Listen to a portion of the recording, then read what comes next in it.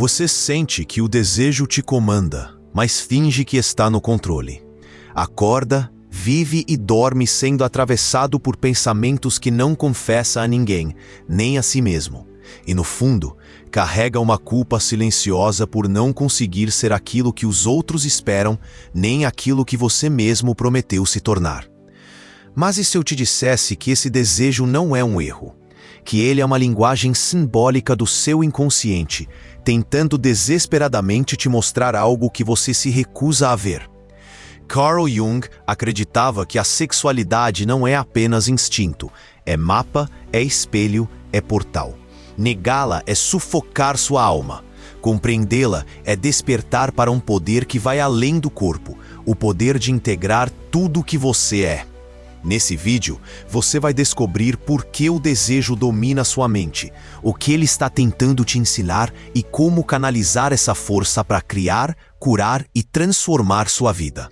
Prepare-se para uma jornada psicológica profunda, provocadora e libertadora, onde você não vai mais esconder sua sombra, mas finalmente iluminá-la. Porque o que você reprime é exatamente o que te liberta. Você já parou para pensar por que certos desejos te dominam sem explicação lógica? Carl Jung diria que é porque eles não são apenas vontades, são arquétipos vivos dentro de você. O desejo não nasce da carne, mas do inconsciente, como um grito simbólico por completude. Não é à toa que tantas decisões importantes, como mudar de cidade, escolher uma profissão ou até se casar, são tomadas com base em um sentimento que mal conseguimos explicar. O problema é que a maioria das pessoas foge desse desejo. Elas o tratam como algo sujo, perigoso ou irracional. Mas o que Jung nos ensina é que ignorar o desejo é como tentar calar a própria alma. Esse fogo interno, quando reprimido, vira ansiedade, vício, compulsão. Quando escutado, pode ser bússola. A pergunta não é por que eu sinto isso, mas sim, o que esse desejo quer me revelar. Imagine um homem que sonha obsessivamente com liberdade, mas vive preso num emprego tóxico. O desejo dele é mais do que um capricho, é um chamado simbólico. Talvez a mente esteja dizendo que chegou a hora de se libertar, de expressar sua potência reprimida. O desejo, nesse caso, é o mensageiro. E como todo mensageiro mítico, ele traz uma verdade que você pode ou não aceitar. O convite de Jung é direto. Olhe para seus desejos como sinais, não como problemas. Ao invés de fingir que eles não existem, mergulhe neles com consciência. O desejo é um idioma primitivo da psique, e entender essa língua é o primeiro passo para transformar compulsão em direção, carência em propósito. E é aqui que entramos no próximo ponto, quando o desejo não é apenas ouvido, mas canalizado para algo maior. Para Jung, a sexualidade vai muito além do corpo. Ela é uma energia criadora, uma força vital que atravessa toda a existência. O nome que ele dava para isso era libido, mas não no sentido sexual comum, e sim como uma potência psíquica capaz de ser transmutada em arte, espiritualidade e até sabedoria. Quando você entende isso, percebe que tudo o que te move tem raiz na mesma força, o desejo de união, de transcendência, de criação. Pense num artista que, ao invés de explodir em relações vazias, transforma sua energia sexual em poesia. Ou no empreendedor que, movido por uma inquietação interna, cria uma empresa que impacta vidas. Essa não é repressão, é sublimação. É pegar a matéria-prima do desejo bruto e lapidá-la até virar obra, legado, sentido. É como se a energia do sexo tivesse o poder de reconstruir a realidade, se você souber usar. A maioria, no entanto, se perde no curto-circuito. Ao invés de canalizar essa energia, ela consome. Gasta em vícios, em distrações, em relações sem alma. E depois se pergunta por que continua vazio. Jung diria que essa pessoa está queimando o combustível da alma num motor quebrado. Está usando o poder de foguete para acender vela de aniversário. Canalizar a libido exige coragem. Coragem para enxergar que o que te excita não é só desejo físico, mas um chamado simbólico por integração. É o corpo tentando lembrar a mente que existe alma. E quando essa energia é honrada, não negada, algo mágico acontece. O sexo deixa de ser fim e vira meio. Meio para cura, para arte, para conexão real. E isso nos leva a um dos conceitos mais poderosos de Jung: os arquétipos do masculino e do feminino dentro de cada um. Dentro de todo homem vive uma mulher. Dentro de toda mulher, um homem. Pode parecer estranho à primeira vista, mas Jung explicou isso como os arquétipos da ânima e do ânimos, representações inconscientes do sexo oposto em cada indivíduo. A ânima é a imagem do feminino na psique masculina, o ânimos, a do masculino na psique feminina. Eles moldam nossa forma de amar, de desejar e até de escolher com quem nos envolvemos. Quando esses arquétipos não são reconhecidos, tendemos a projetá-los nas outras pessoas, esperando que elas encarnem aquilo que ainda não integramos em nós. O homem se apaixona pela mulher sensível, intuitiva, misteriosa, não por quem ela é, mas porque ela reflete sua ânima oculta.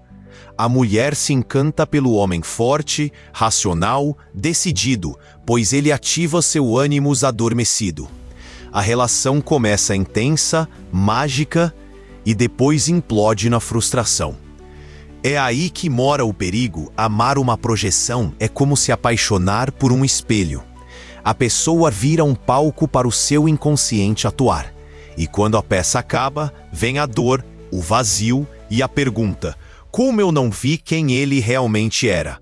Mas essa pergunta é mal formulada. O que você não viu, na verdade, foi a si mesmo. A pessoa não te enganou. Você que estava projetando seus próprios conteúdos não resolvidos. A saída? Integrar. Assumir que o outro é um reflexo simbólico do que falta em você. Desenvolver sua sensibilidade interna se é homem. Fortalecer sua lógica interna se é mulher. Não para apagar as diferenças, mas para parar de buscar fora o que só pode ser construído dentro. E é exatamente aí que começa o próximo passo dessa jornada: o espelho do amor e o poder das projeções conscientes. Jung dizia que o encontro de duas personalidades é como o contato de duas substâncias químicas. Se houver reação, ambas se transformam. O amor verdadeiro começa quando deixamos de usar o outro como anestesia para a nossa solidão. Porque, no fundo, cada relacionamento é um espelho, e o reflexo mais honesto é aquele que mostra o que você não queria ver. Quantas vezes você já se sentiu rejeitado, abandonado ou traído e achou que a culpa era do outro? Mas e se eu te dissesse que boa parte dessa dor vem da expectativa inconsciente de que o outro preencha seus vazios internos? A projeção é o disfarce da carência. A gente não ama o outro como ele é. A gente ama o que a nossa alma quer que ele represente. Mas há uma virada poderosa aqui. Quando você percebe que as reações emocionais são gatilhos da sua sombra, cada conflito se torna oportunidade de autoconhecimento. O ciúmes, por exemplo, pode revelar sua insegurança. A idealização, sua falta de autoestima. E a dor do término, o quanto você ainda depende de aprovação externa para se sentir inteiro. A cura começa no espelho. E esse espelho é o outro. Ele mostra onde dói, onde falta, onde você ainda se abandona. Não se trata de culpar ou idolatrar, mas de transformar relações em ferramentas de individuação. Porque quando a projeção quebra, não é o fim do amor, é o início do amor real. E esse é o solo fértil para a jornada do herói interior, que usará o desejo como combustível para a consciência.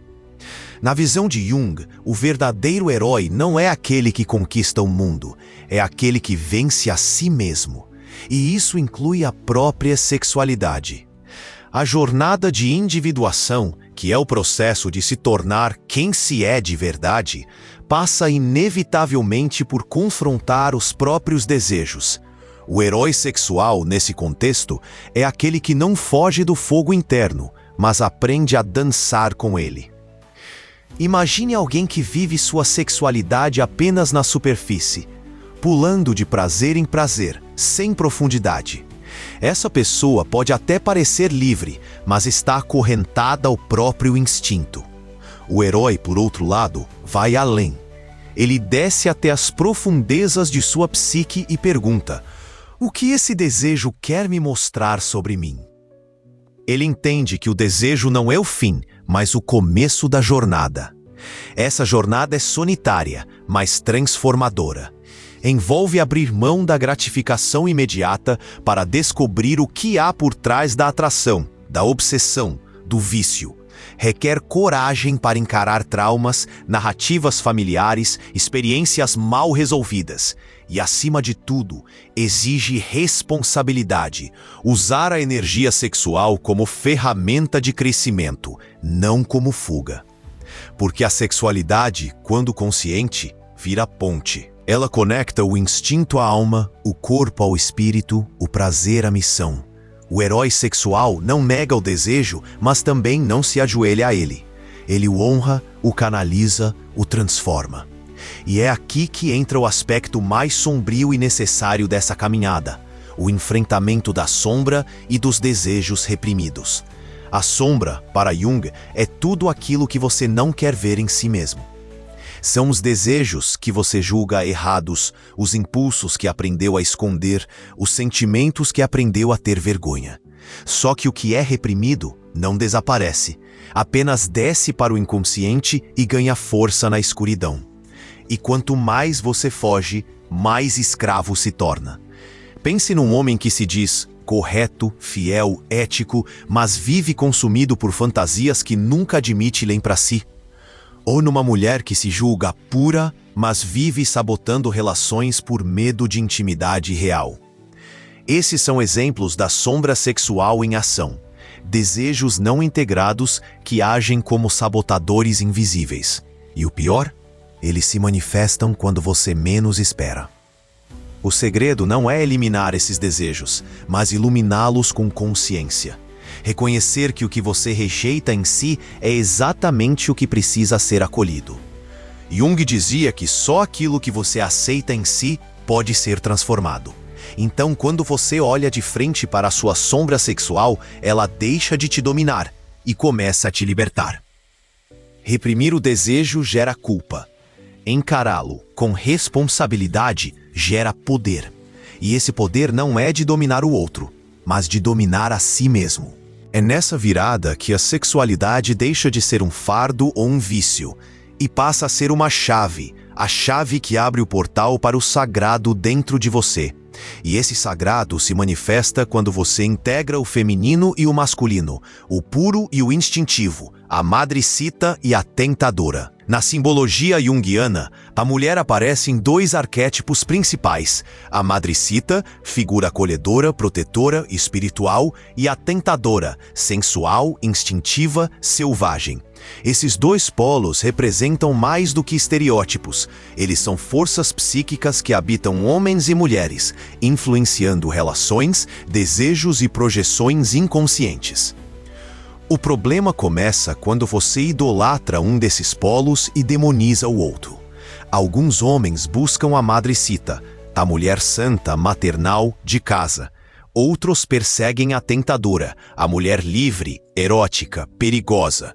Mas ambos se frustram, porque nenhuma mulher é só um arquétipo. E toda relação construída em cima de uma idealização está condenada à decepção. Para a mulher, esse conflito é interno. Ela sente que precisa ser boazinha para ser aceita, mas também é julgada se expressa sua sexualidade. Vive entre a culpa e a cobrança, entre o altar e a cama. O resultado é um rastro de repressão, insegurança e relações sem verdade. Já para o homem, o desafio é integrar esses dois aspectos dentro de si, reconhecendo que o feminino interno também é múltiplo. A cura só começa quando essa dualidade deixa de ser uma guerra e vira um casamento simbólico. Quando o homem para de procurar a deusa ou a feiticeira e começa a amar o real, quando a mulher para de tentar escolher entre santa ou selvagem e passa a ser inteira. É dessa união que nasce a maturidade emocional. E é com essa maturidade que a sexualidade deixa de ser instinto e se torna ponte para a alma. Transcender o sexo não é se afastar dele, é mergulhar tão fundo que o prazer vira portal para o espírito. Para Jung, a sexualidade consciente é uma forma de alquimia psíquica. Transforma o que é bruto em ouro simbólico. O corpo deixa de ser apenas um instrumento de prazer e se torna um templo onde o instinto e o sagrado se encontram. Isso não quer dizer que o sexo precisa ser místico ou religioso. Quer dizer que ele pode ser consciente, presente, cheio de sentido. Que você pode fazer amor com o corpo, mas também com a alma, com a história, com a verdade de quem você é. Nesse tipo de relação, não há mais lugar para jogo, manipulação ou insegurança, só para entrega real. Mas essa entrega só acontece quando você integra tudo o que foi falado até aqui. O desejo como linguagem simbólica, a energia transformadora, os arquétipos internos, as projeções, a sombra, os conflitos do feminino. Tudo isso prepara o terreno para que o sexo deixe de ser busca por validação e vire celebração do ser. Quando isso acontece, a sexualidade se alinha com o propósito. Ela vira combustível criativo, espiritual, relacional. Você não se sente mais usado, nem usa o outro. Você se sente inteiro e, por isso, capaz de se fundir sem se perder. E é com essa consciência que encerramos a jornada para voltar ao começo, o desejo. Mas agora, não mais como prisão, e sim como ponte para o infinito. Você ainda acha que seu desejo é um problema ou já começou a enxergá-lo como mensagem? Quantas vezes você fugiu da própria sombra, tentando parecer alguém que não é, só para se encaixar numa ideia rasa de normalidade? E até quando vai continuar projetando no outro a metade que só você pode se dar? Chegou a hora de parar de fingir que não sente. Chegou a hora de olhar para o seu desejo como um mestre, não como um monstro. A transformação começa quando você para de lutar contra si mesmo e começa a escutar o que a sua alma vem tentando sussurrar há anos. Se esse vídeo mexeu com algo dentro de você, é porque tem verdade aqui. Então respira fundo, segura esse impacto. E se quiser continuar mergulhando nas profundezas da mente e da alma, se inscreve no canal. O próximo passo da sua jornada pode estar no próximo vídeo. E você vai querer estar lá quando isso acontecer.